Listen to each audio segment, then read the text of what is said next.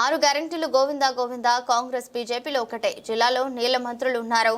శూన్యం. ఆంధ్రకు నీళ్లు మలుపుతున్న ఘనత వాళ్ళకే దక్కుతుంది. రైతులకు దక్కాల్సిన రైతు రుణమాఫీ సొమ్ము 30,000 కోట్లను రాహుల్, కర్క్, ప్రియాంక ఖాతాల్లో జమ చేస్తున్నారు. రేవంత్ 40 సార్లు ఢిల్లీ పోయి 1000 కోట్లు ముత్తా చెప్తున్నారు. రేవంత్ జాక్పాట్లో సీఎం అయ్యారు. ఏప్రిల్ 27వ వరంగల్లో నిర్వహించే సభను విజయవంతం చేయాలని పేటలో కేటీఆర్ కు ఘన స్వాగతం పలికిన గులాబీ శ్రేణులు పేటలో నిర్వహించిన పార్టీ రజతోత్సవం సభలో పాల్గొని కేటీఆర్ ప్రసంగించారు. చీకటిని చూస్తేనే వెలుగు విలువ ఏందో అర్థమవుతుంది. చీకటిని చూస్తేనే వెలుగు విలువ అర్థమవుతుంది. అప్పుడప్పుడు గాడిదలను చూస్తేనే గుర్రాల విలువ కూడా ఏందో అర్థమవుతుంది. ఇవాళ అక్కడ ఉన్న కంచరగాడిదని చూసిన తర్వాత కేసీఆర్ ఏందో బీఆర్ఎస్ ఏందో ఎట్లా 10 ఏళ్ల పాటు అద్భుతంగా నడిపిండో అందరికి అర్థమైంది. ఇవాళ మీరు ఒక్కటి దయచేసి గుర్తుపెట్టుకోండి, ఈ కాంగ్రెస్ వాళ్ళు గాని బీజేపీ వాళ్ళు గాని మనకేనాటికైనా శత్రువులే. ఇవాళ నీళ్లు ఎందుకు వస్తలేవు? సామాన్యమైన ఒక మౌలిక ప్రశ్న, ఒక రైతు అడిగే ప్రశ్నకు సమాధానం ఉందా ఇళ్ళకాడ? ఎందుకు నీళ్లు వస్తలేవు? కేసీఆర్ ఉన్నప్పుడు వచ్చినాయి, నువ్వు ఉన్నప్పుడు ఎందుకు వస్తలేవు అంటే సమాధానం చెప్పే సత్తా ఏ సన్నాసికి లేదు కాంగ్రెస్ లో. ఒకడేమో మళ్ళా కేసీఆర్ ని తిడతాడు, నువ్వే తప్పు చేసిపోయినావు అంటాడు ఒకడు. మరి నేను కేసీఆర్ తప్పు చేస్తే ఆయన ఉన్నప్పుడు ఎట్లా వచ్చినాయి నీళ్లు? ఒక మాట. రెండోది, ఇక్కడ బట్టి విక్రమార్క గారు వచ్చిపోయాను, ఇది కాళేశ్వరం నీళ్లు కాదు ఎస్ఆర్ఎస్పీ నీళ్లు అని చెప్పి అప్పట్లో జగదీష్ అన్నను కిషోర్ ను వీళ్ళు ఇద్దరు కలిసి 1,00,000 జనార్చన అని చెప్పి మొత్తం కాలువల మీద కాళేశ్వరం నీళ్లకు ఒక మంచి కార్యక్రమం చేస్తే బట్టి విక్రమార్క వచ్చి తిట్టిపోయింది, ఇది ఎస్ఆర్ఎస్పీ నీళ్లు కాళేశ్వరం నీళ్లు కాదన్నాడు. సరే, ఇప్పుడు కాళేశ్వరం ఏదో కూలిపోయిందని లేనిది ఉన్నట్టు చూపెట్టే ప్రయత్నం చేస్తున్నారు. నేను బట్టిని అడుగుతున్నా, ఉత్తమనని అడుగుతున్నా, బట్టి అన్నను ఉత్తమనని ఇద్దరిని.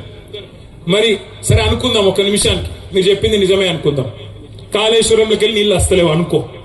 మరి నువ్వు కట్టిన ఎస్ఆర్ఎస్ పైతే ఉంది కదా, ఇంకా మరి నీళ్ళు ఎందుకు వస్తలేవు? ఇప్పుడు కేసీఆర్ కట్టిన కాళేశ్వరంతో తెలంగాణ ప్రభుత్వంలో అక్కడ కేసీఆర్ గారు ఉన్నప్పుడేమో నీళ్లు వచ్చినాయి, మరి ఇప్పుడు మీ ప్రభుత్వం రాగానే ఎందుకు బంద్ అయినాయి అంటే సమాధానం లేదు. వాస్తవం ఏంటి అంటే కేసీఆర్ గారి మీద గుడ్డి ద్వేషంతో, కేసీఆర్ ఆనవాళ్లను ప్రజలు మర్చిపోవాలనే ఒక గుడ్డి వ్యతిరేకతతో మేడిగడ్డలో ఒక్క పిల్లర్ మీద ఒక చిన్న పర్రె పడితే దాన్ని రిపేర్ చేయకుండా 15-16 నెలల నుంచి ఎండబెట్టి అక్కడి నుంచి నీళ్లు కిందికి ఆంధ్రాకు పోతున్నా ప్రేక్షక పాత్ర వహిస్తూ ఇవాళ మొత్తం లక్షలాది ఎకరాల్లో గోదావరి పరివారం వదిలిపెట్టి పోవద్దు, మీరు మళ్ళీ పోయి వ్యవసాయం చేసుకుంటే రాజకీయాలు వద్దంటున్నారట, టీఆర్ఎస్ పార్టీని రద్దు చేస్తామంటున్నారట. మీరు ఉండి తీరాలి. ఈ రాష్ట్రాన్ని ఈయనగాసి నక్కలపాలు చేయొద్దు. మీరు లేకపోతే ఏ కాంగ్రెస్ తెలుగుదేశం దొంగలో ఈ రాష్ట్రం చేతిలోకి తీసుకుంటే మళ్ళీ అడ్డికి భవిష్యత్ అమ్ముకుంటారు ఆంధ్రులకు, ఈ దొంగలు వీళ్ళ భూముల కొరకు, వీళ్ళ ఆస్తుల కొరకు.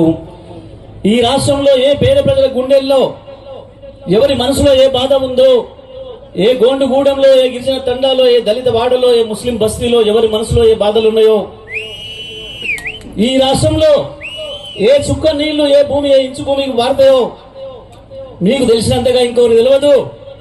మీరు ఉండి తీరాలి అని చెప్పి ప్రజల డిమాండ్ మేరకే అప్పటిదాకా ఉద్యమ పార్టీగా ఉన్న టీఆర్ఎస్ పార్టీని రాజకీయ పార్టీగా చేసి ఎన్నికల మేనిఫెస్టో ఇచ్చి, ఆ ఎన్నికల మేనిఫెస్టోని కూడా మొట్టమొదటి సూర్యాపేటలోనే అక్కడున్న మన ఇంద్రమ్మ గ్రౌండ్ లోనే ప్రకటించి సూర్యాపేటకు గౌరవాన్ని ఇచ్చి ముందుకు నడిచింది టీఆర్ఎస్ పార్టీ. ఉద్యమ చరిత్రలో సూర్యాపేట కూడా ఒక స్థానం ఇచ్చిండు కేసీఆర్ గారు.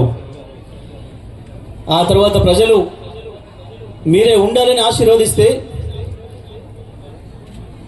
వచ్చిన తెలంగాణ ఏమైతుందో, తెచ్చుకున్న తెలంగాణ ఏం చేస్తాడు కేసీఆర్ అని చెప్పి దేశమంతా ఎదురు చూసింది. మన శత్రువులు చాలా ఉత్సుకతోనే ఎదురు చూసినారు. ఉద్యమాన్ని నడిపిన ఈయనకు ఉద్యోగం వస్తుందా, పరిపాలన చేస్తాడా అని చెప్పి ఎక్కడ ఏం దొరుకుతుందో అవహేళన చేద్దామని మళ్ళీ తెలంగాణను పడగొట్టాలని చెప్పి చంద్రబాబు నాయకత్వంలో ఇదే రేవంత్ రెడ్డి అందరూ కలిసి చీకటి కుట్రలు చేసి మనకు కరెంట్ ఇవ్వకుండా చేసి